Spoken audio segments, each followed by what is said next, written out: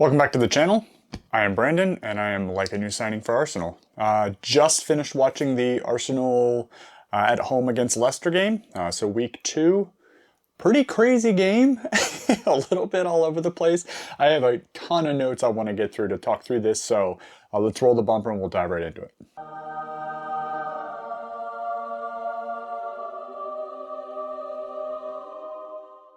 Okay, so first half. First thing I have here, same lineup. I think it's good. I don't think anything came out of the Crystal Palace game that really should have altered the lineup, so I was good with that. I love the atmosphere, right? The song that they're trying to implement in to kind of be our own You'll Never Walk Alone. Really loved that at the beginning of the game.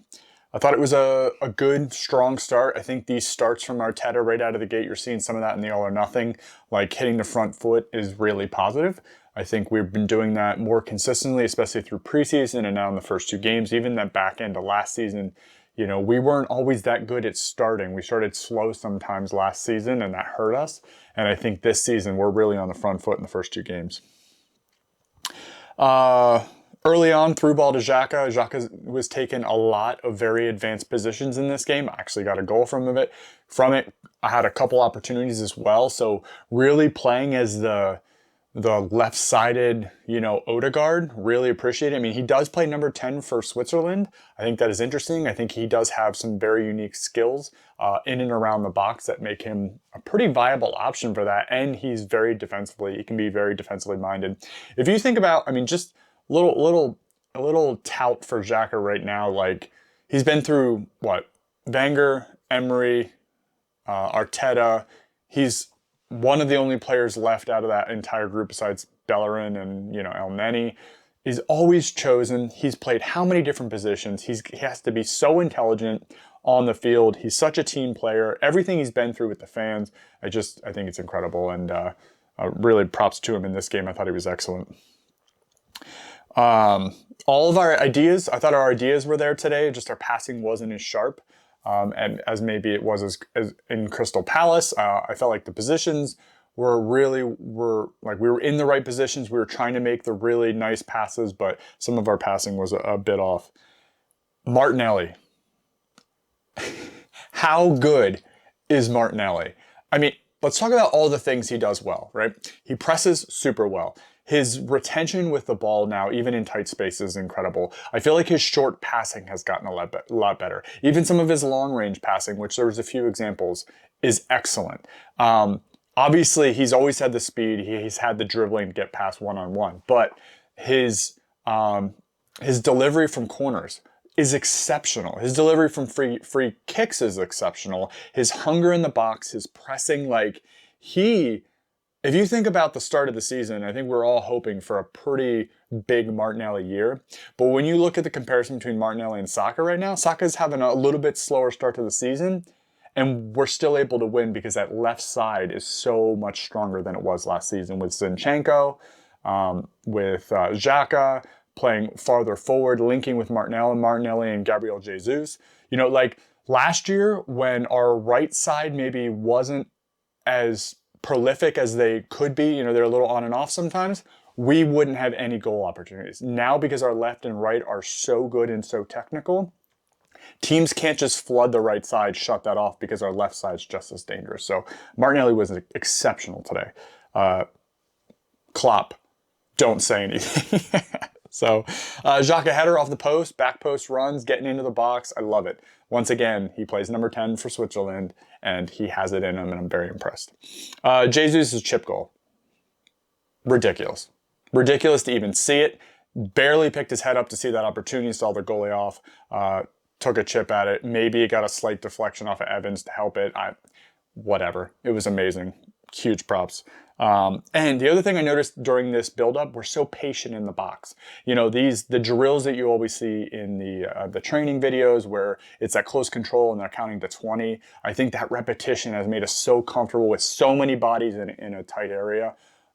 We're so impressive in the box. We're so patient, and we wait for the right passes, and we make really good decisions in the box. We're super dangerous. One thing I have here is options in all the positions allow for 100%. Leicester, we're really dominant in preseason. It was preseason. Leicester and Crystal Palace, it's I'm still a bit uncomfortable playing Premier League games, even with teams that we should beat, because the margins are so small. And being able to have backups, really good backups in every position, allows us to play players who are 100%, because those tiny margins, if you're 80 versus 100%, can make the difference on whether you win the game, tie the game, any of that. Like, Ben White getting injured, Tomiyasu coming on, I think he's 100% fit now, but coming on and not having to play Ben White to keep him on because we don't trust the back. It's the small margins, being able to keep players at 100%, love it. Header corner kick goal. Once again, great delivery by Martinelli, and then Vardy front post. I think we scored a goal similar to that when Vardy, was it last year, flicked it on from the front post, and we scored on the back post. I think it might have been Gabriel. Yeah, back post. Jesus is special. Love it. So the hat trick opportunity, it was like a little bit after that. Jesus really wanted the hat trick, and he kind of got slotted in, and he was trying to curl it to the back post. He probably should have played Saka, and Saka was right in the middle of the goal. I understand Jesus was going for his hat trick, and I get it, but a little horizontal slide pass there, and Saka would have just tapped it in. I have here again, dangerous left and right. Teams now can't just flood and dominate one side. If they shut Saka and Odegaard out, like, we have no offense. That is no longer the case. We have incredible offense all over the place. Jesus' roll on Evans. First of all, he heads it into space where he knew no one was, and then he uses his body, rolls Evans because he's so strong. And Didi, I think, hits Jesus' foot as he's striking the ball. I don't think he actually got the ball. I don't think it's a penalty or anything, but yeah, that was ridiculous. Ramsdale. So, yeah, Ramsdale's been a little shaky for me. I mean, he had a really good game at Crystal Palace, but obviously some of his kicking was a little off. The goalkeeper things in this game I thought were a bit shaky, which obviously come into play a little bit later in the game. But the penalty, I thought he did good. I didn't think there was a reason for him to come out on that. They were already shepherding kind of away from goal and towards, and he was at a full stretch of already was to get there. Funny that Mike Dean was our VAR. As soon as I heard Mike Dean, I was like, oh shit. But it worked out, so that was good. But once again, don't give the refs a reason. I don't think he should have came out of his box or came off the line there just to put pressure on that. So I'm interested to hear what other people have to say. Second half, my expectations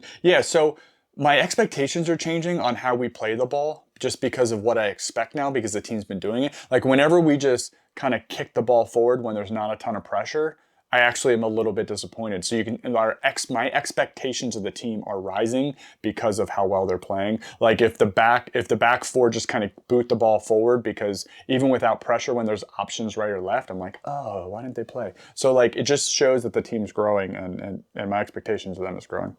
Own goal. I feel like Ben White should have challenged the header, but I'm not sure. I felt like he was wider than he should have been on defense, and maybe that's him learning the role of the transition between offense and defense. He's not a true right back, essentially. I just felt like he was wider than he should have been on a couple occasions tonight, and it was kind of leaving Saliba vulnerable. I don't know if that was the play. So anybody who's technically well aware or knows more than I do, please let me know on Ben White's positioning if you think it was not where it should have been on the defensive side of the ball. I just think he looked a little off. He might have been not 100%. I'm not sure. I don't know if Tomiyasu was completely ready, but yeah, not sure. All right, had to switch up my battery there. Third goal, Jesus is so aware all the time of where the ball's at or opportunity. He's always on the front foot. He's got to be a nightmare to defend against, because as soon as you take a moment or you take a breath or you take a break, he is in there. So at first glance, I thought that Jesus knew Xhaka was next to him, and that kind of slide horizontal pass to the right he saw that. Seeing it back the second time, I think he was just going to the right because he knew he had space to take the shot. So I think he was being, I don't know exactly what it was. Either way, it worked out, but Xhaka was in a great position anyway. But I think Jesus was going to be selfish there, slide the ball to the right, and then absolutely bury it in the far post. But Xhaka was there and did his job. To me, clear penalty against Amate on Gabriel Jesus.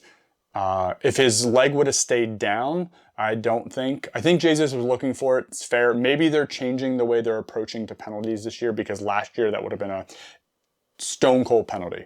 This year, maybe not. And then I think Vardy's would have been a penalty last year. I mean, look at the penalty, was a couple seasons ago that we gave away to Wolves because somebody's cleat barely grazed the knee of David Luiz. I mean, ridiculous. So maybe they're looking for intent.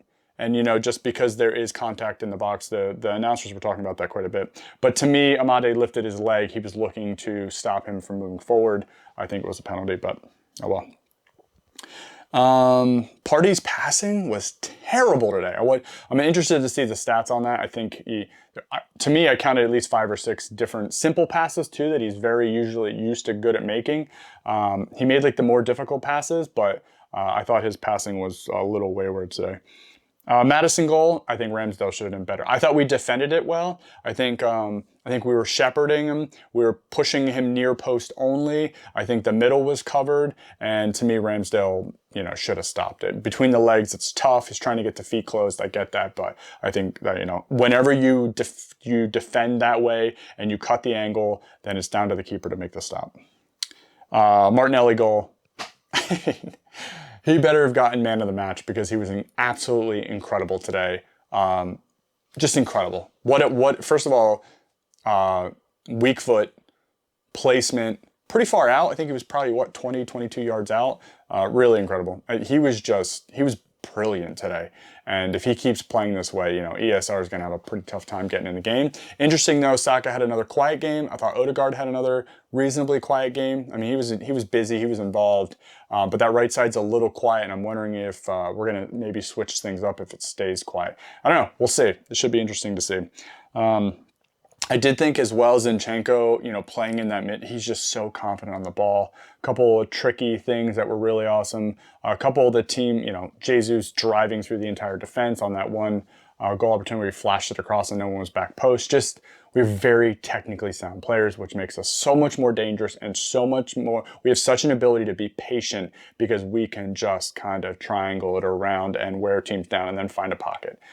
4 goals, crazy. How many times did we score 4 goals last year? Maybe none. I'm not even sure. And then, the own goal, they actually only scored 1 goal, and technically it should have been stopped by Ramsdale near post because the angle wasn't even that great. So it could have been 4-0, and the own goal was just, it was unlucky. And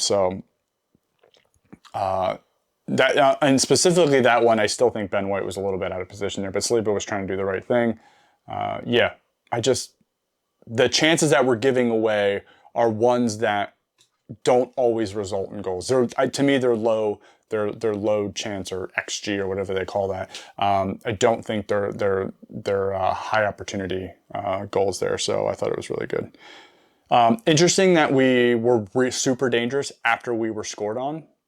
So they say that the most vulnerable you are is after you score. I think that happens to teams that aren't totally clicked on. Like, I think Leicester are reasonably dangerous, but I think they're going to struggle this year. I really do. I think they struggled a bit last year, but I do think they're going to struggle this year. And I think Crystal Palace is a better team than Leicester, personally. Once again, I think it just was offensively is what we were worried about with an Arteta team, and we are just super dangerous offensively, and we compress the field so much. So I thought that was really interesting. Oh, my light just semi-died. So a couple things I want to talk about. Fans. The atmosphere was insane. Oh, I must be out of battery. Anyway, the atmosphere was insane. Our fans are really smart too. Really enjoy how smart our fans are, and I have a couple. So clapping for Saliba even after he scored an own goal, like keeping him up, knowing that he's going to be upset with himself, getting him to forget about it quickly by keeping his positivity up, his mindset up. I thought that was great. Clapping for Tierney coming on, even if you're not starting, know that you're important to us. Like, I don't know if it's all or nothing. I don't know. It's because we love this team. I just feel like our ability to know the situation and have support for it is just incredible. It's, I see that a lot. Like, if you watch Real Madrid, their fans are really smart on the way the things they support in the game. I thought, our support for our press, when we get the teams to go backwards, we're clapping for that.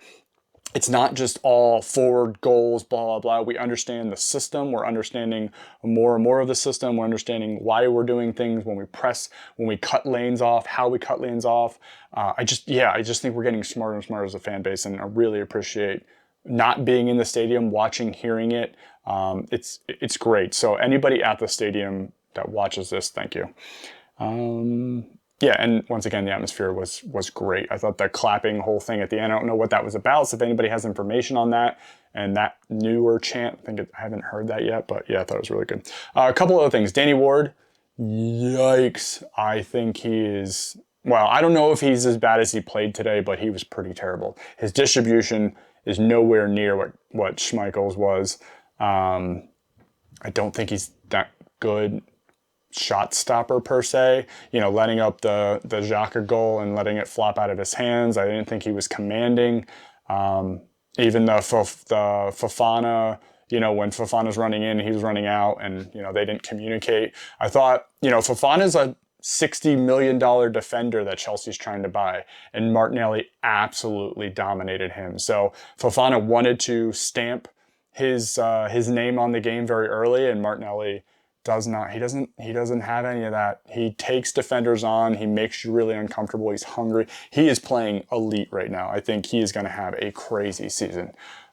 Really looking forward to it. He could have a season like Saka had last year. And if they both start playing really well, holy moly, I think it's going to be amazing. So, yeah. So Danny Ward, not so sure about that. I think he's going to struggle this year, based on what I've seen. I haven't seen a whole lot of them, but some of the things I did say were quite alarming, so we shall see. Ramsdale also, I don't think, had a very good game. Once again, I think he has a lot. I don't know what's going on. I don't know if it's in his head or, he's struggling with something or whatever, but I'm hoping he comes out of it. Yeah, amazing game, 4-2. Win in the second. I think this was one of our harder games coming up as well in this beginning run. I think the Crystal Palace game was also difficult.